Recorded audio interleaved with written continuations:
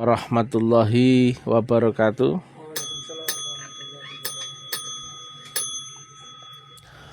Om Swastiastu, Namo Buddhaya, Salam, Salam Rahayu, Salam Kebajikan, Salam Taklim Ma'rifat. Ura. Edisi siaran langsung bertempat di Kampus 3 Taklim Ma'rifat. Kampus 1 Gresik Balong Panggang. Judul yang kita angkat kali ini adalah jika agamamu tidak ilmiah, maka dipastikan itu bukan agama langit. Sering kami sampaikan bahwa segala sesuatu di dunia ini ternyata mempunyai sistem keteraturan. Nah, itu ya, hati-hati ya. Sistem keteraturan. Ada siang, malam, baik, buruk, benar, salah. Ada dua kutub yang memengaruhi sistem, dan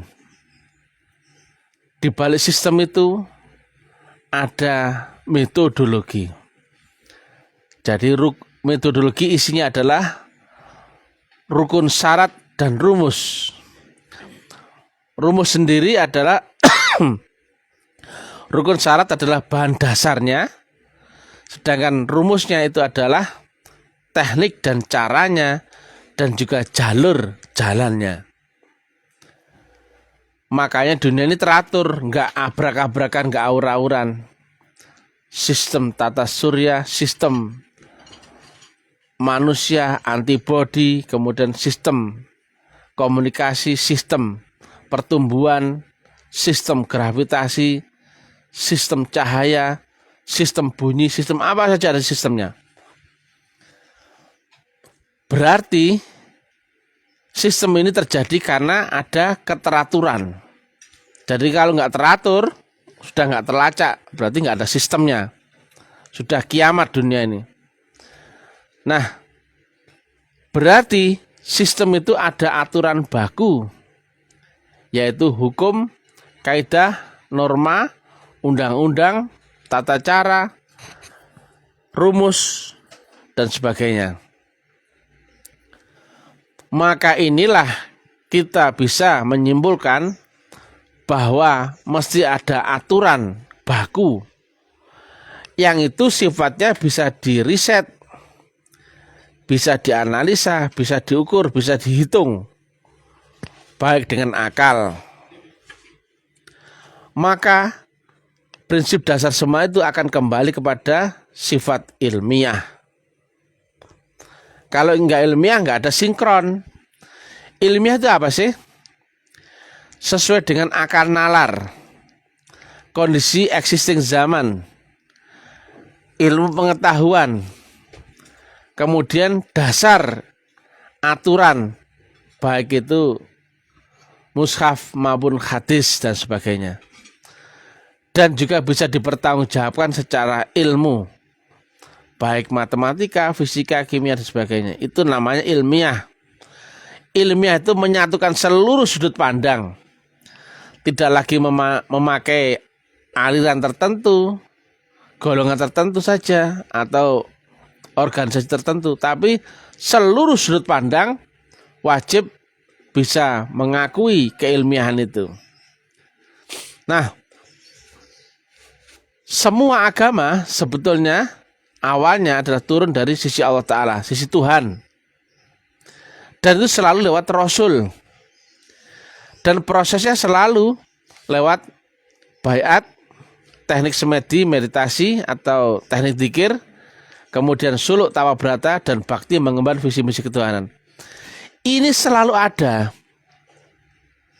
Jadi kalau ada agama yang tidak lewat aturan baku tadi, jelas bukan agama. Atau agama ardi, agama yang bentukan akalmu sendiri dari olah keyakinan, kepercayaan akan apa yang kau percayai, kau yakini yang cocok dengan akalmu, itu kemudian kau anggap itu sebagai agama. Padahal kau tidak ketemu metodologi untuk membuktikannya. Maka yang seperti itu akan menjadi agama dogma. Tidak ilmiah, nggak bisa kau praktekkan. Membuktikan nggak ngerti. Caranya aja nggak ngerti. Contohnya, kau dicekoi akhirat. Bisa kau buktikan akhirat. Kalau hanya sebatas itu. Nggak punya alatnya, nggak tahu gurunya, nggak tahu jalannya, nggak tahu tekniknya. Oh jelas nggak bisa. Mi'raj. Teorinya kau ngerti, kau hafalkan itu, kemudian kau yakini, kau percayai. Tapi bisa kau buktikan Mi'raj? Tidak bisa. Itu berarti bukan agama yang turun dari langit. Itu tidak ilmiah.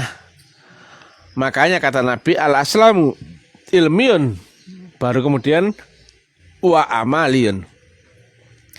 Jika nggak ilmiah, itu nggak bisa dibuktikan. Ilmiah itu sifat dasarnya adalah kritis. Tidak percaya dulu, tapi harus dibuktikan. Loh. Kau percaya Tuhan itu ada, percaya. Tapi kau buktikan dong, harus tahu betul bahwa dia ada. Nah, demikian juga Rasul, demikian juga akhirat, demikian juga apa saja yang diterangkan di dalam kitab suci, wajib dibuktikan dahulu. Jadi bukan sekedar percaya atau yakin yang itu karena akalmu cocok dengan apa yang diterangkan di kitab suci. Sama-sama nama agamanya sama, tapi jika lewat sistem dan tidak, itu akan menjadi sangat jauh berbeda. Tidak lewat sistem itu pasti agama thinking, agama dogma. Tapi kalau lewat sistem itu agama yang pasti ilmiahnya. Nah tadi ya, teori yang berdiri sendiri, teori yang tidak ilmiah, teori dogmatis itu hanya berhenti di situ. Banyak orang ceramah ya, ngaji, tapi nggak bisa menerangkan ilmiahnya Mi'raj, ilmiahnya Siratul Mustaqim, wasilah, Rasulullah zaman ini, wujud Allah dan sebagainya. Itulah agama dogma atau agama ardi atau agama akal-akalanmu sendiri. Tapi beda dengan agama samawi. Agama yang diturunkannya masih lewat Rasul atau Rasulun min anfusikum di zamanmu sendiri. Gelombangmu lewat wasilah. Jadi hubungan gelombangmu dan gelombang Allah itu lewat wasilah tadi.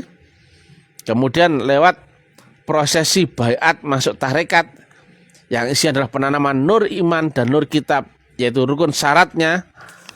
Kemudian tekniknya ada di tarekatullah, yaitu teknik penyamakan frekuensi dan gelombang. Kemudian kita melewati Siratul Mustaqim sehingga kita bisa mengalami apa yang dimaksud dengan mi'raj atau naiknya gelombang kesadaranmu. Berlapis-lapis alam, kau akan alami sendiri. Itu ilmiah tinggi ya. Jadi tidak versi orang Hindu, tidak versi orang Buddha, Kristen atau Islam, tidak.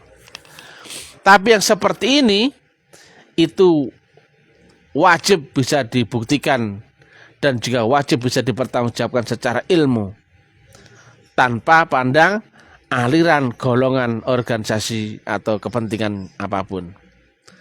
Nah, karena adanya sistem keteraturan, rukun syarat, kemudian teknik cara dan jalur, maka semua yang turun dari Tuhan pasti lewat jalur yang mutlak.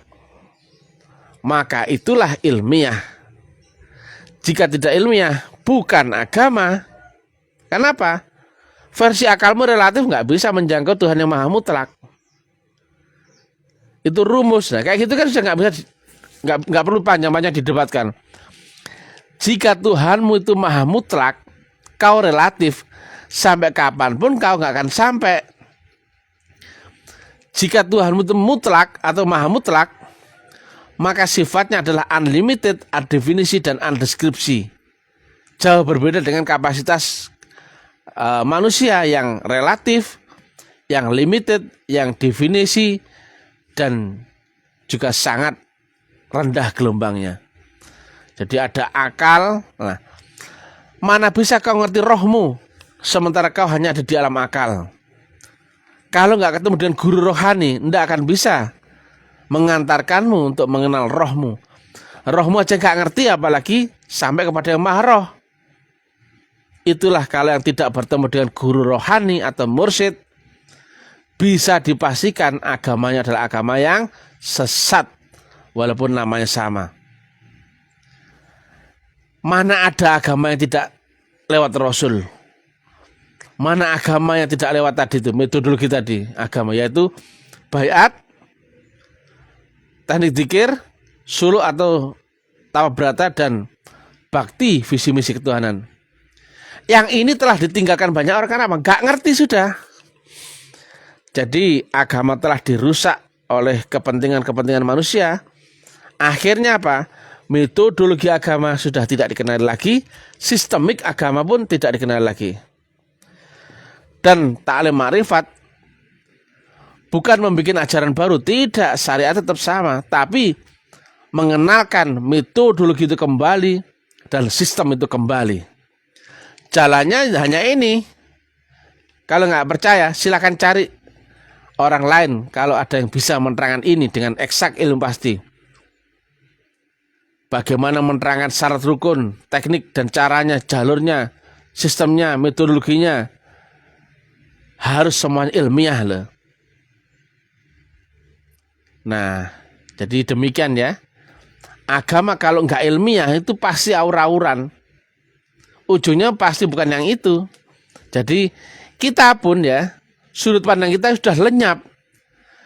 Kalau sama Allah Ta'ala itu mesti garansinya agamamu benar, agamamu harus lewat Rasulmu sendiri. Kalau nggak lewat Rasulmu, pasti dipastikan agamamu adalah agama yang sumbernya adalah setan. Sekali lagi, apapun ilmunya, apapun teknik metodologinya, jika tidak lewat Rasulun min anfusikum atau tidak lewat Rasul di zamanmu sendiri, bisa dipastikan ujungnya adalah sesat.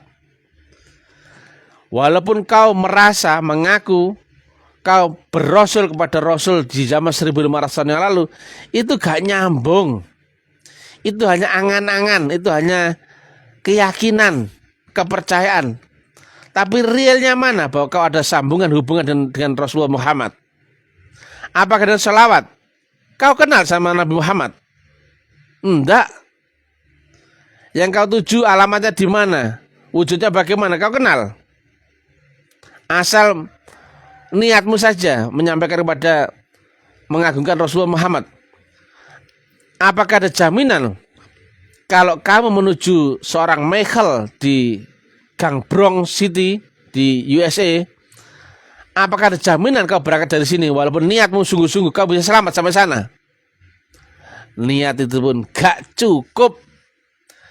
Garansinya harus sampai, barulah betul-betul kau telah berhampiran atau kenal dengan orang itu. Nah, kalau hanya niat saja, banyak itu orang niatnya cari rezeki, cari uangnya banyak. Nyatanya usahamu bangkrut, ya Pak Kak? Betul Pak Bimo ya? Betul. Banyak nggak orang niat usaha cari uang, yang cari keuntungan supaya tambah kaya? Banyak nggak tuh? Hampir rata-rata. Tapi nyatanya juga banyak yang jatuh, betul nggak? Niat sih bisa jadi. Nah, niat itu paling dasar ya. Jadi apapun itu harus digaransi dengan teori yang ilmiah, metodologi yang waris, dan sistem yang mutlak.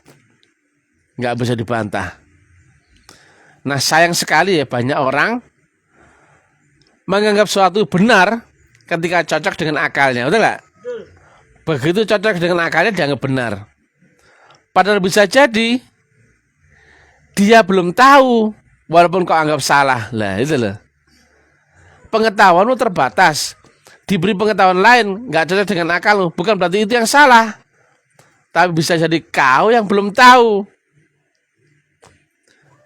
Nah, coba berpikir terbalik ya. Banyak orang menganggap Uranus serta M ini kan ajaran baru, aneh, sesat dan sebagainya. Coba dipikir terbalik. Kau tahu apa dengan agama? Kau tahu apa dengan makrifat? Kau tahu apa dengan teknik mi'raj? Dengan mursyid, dengan rohani, dengan guru rohani? Kau tahu apa? Enggak sama sekali kok. Gitu kemudian kau menilai orang lain. Itulah pikiran terbalik. Itulah kau dihijab oleh iblis. Sehingga ujungnya bukan kepada Allah Ta'ala sendiri, tapi ujungnya adalah setan laknatullah. Apapun yang tidak bersumber lewat jalur Rasulullah, dipastikan pasti sesat kau.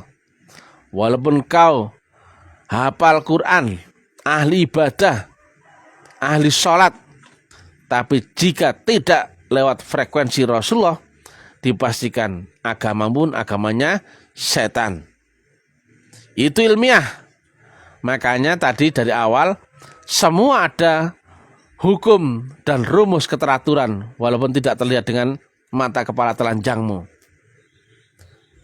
Itulah bahwa semuanya mesti wajib lewat metodologi, lewat sistem. Nah, yang turun dari Tuhan itu ada sistemnya. Demikian juga untuk naik sampai kepada Allah, yaitu ma'rifatullah, itu pun wajib lewat sistem.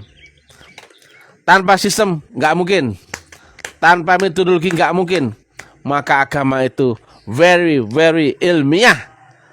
Oke guys, kita kesampingkan madhab bodoh-bodoh itu. Jadi kita bertuhan nggak pakai madhab, nggak pakai aliran, nggak pakai merek, tapi memakai metodologi dan sistem yang waris dari Rasulullah sendiri, yaitu berupa adaptasi gelombang. Ada alatnya, ada syarat rukunnya, ada tekniknya, ada jalannya, ada gurunya. Itulah yang diterangkan secara metodologik di ilmu tarekatullah. Tapi bukan tarekat-tarekat yang itu. Waduh, udah kacau itu. Gurunya aja gak ngerti bagaimana mengajarkan kepada murid-muridnya. Gurunya saja gak ngerti. Kalau ngerti gak mungkin dia berani tampil seperti itu, seperti menjadi mursyid. Sekarang ini karena distorsi luar biasa, mursyid di dunia ini menjadi ratusan orang, sekitar 200-an mursyid. Itu apa-apaan itu? Kalau kau ngerti mursyid, kalau kau bukan mursyid, pasti kau diam, mundur. Jangan sampai kau mengaku mursyid, karena kau bukan mursyid. Tapi ini kan sudah salah kaprah nih. Banyak tarekat ada mursyidnya masing-masing. Alamak, itu lucu-lucuan. Jika mutlak, adalah yang mutlak saja yang ngerti mutlak. Mutlak bukan cuma satu, bukan juga dua, juga bukan tiga. Mutlak adalah yang mutlak itu, yang mempunyai karakteristik sifat mutlak dan kapasitas mutlak. Itu nggak terlihat dengan kacamata relatif, tapi ada. Sama seperti kau mencari Tuhan dimanapun nggak mungkin ketemu, karena Tuhan ada di balik dirimu sendiri. Tapi Dia maha mutlak, kau relatif. Maka singkirkanlah dirimu, keakuanmu, agar kau bisa mengenal Tuhanmu yang maha mutlak itu. Itu ada gurunya, ada alatnya untuk naik ke dimensi itu, yaitu pakai roh, bukan pakai akal. Demikian. Kalau agama yang tidak ilmiah itu pasti bukan agama itu dari langit atau bukan agama Allah. Suksma, puji Tuhan, haleluya, alhamdulillahirrahmanirrahim. Ilahi anta maksudi, waridho kaman lubi. Wassalamualaikum warahmatullahi wabarakatuh.